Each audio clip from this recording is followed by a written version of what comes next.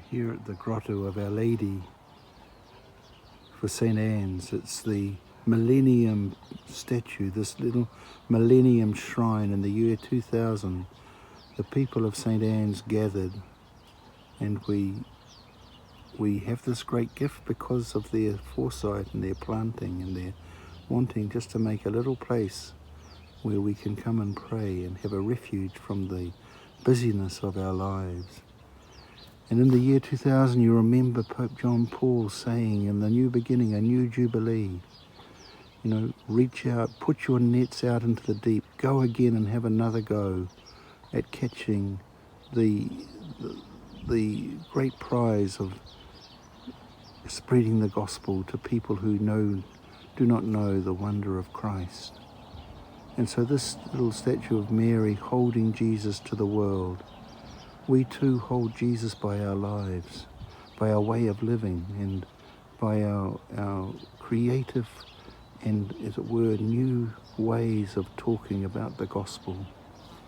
And as I pan round, you'll see the beauty in the back there of a neighbour's beautiful magnolia and the blossoms of the new springtime, and the quietness of this place at the moment in this lockdown. And as we move around, I'm just sitting under this beautiful blossom. Look at this incredible blossom which feeds the tuis. And this is just a magnificent array of colour and hope. And when we see springtime coming, we know we won't give up. We know that creation keeps, as it were, us alive with the grace of God. And we see the beauty. Look at the colours. And we can absorb this colour, just so beautiful and so magnificent. And such a simple thing as a tree blossoming.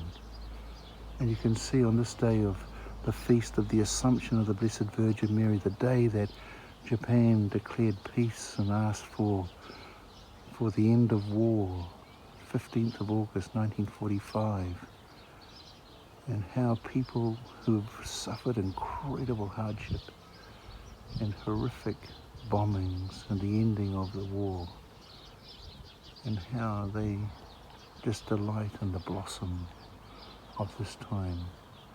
And in our own Manukau Gardens, the Auckland City Council Botanical Gardens, the people flock to the blossoms to see the beauty and the hope of a new beginning for the year. And see, that's waiting. And sometimes we're like this. Sometimes we give up. We give in. We let go. Sometimes the arguments are just too much. Maybe it's around our children and their faith. Maybe the church doesn't speak your language. Maybe it's the conflicts going on about wealth, mortgage.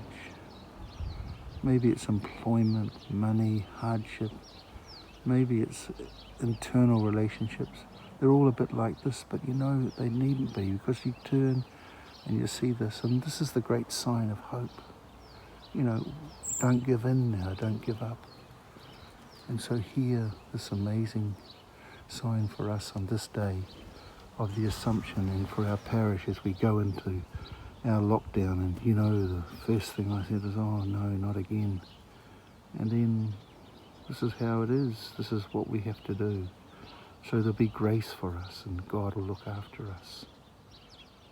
So blessings on you all.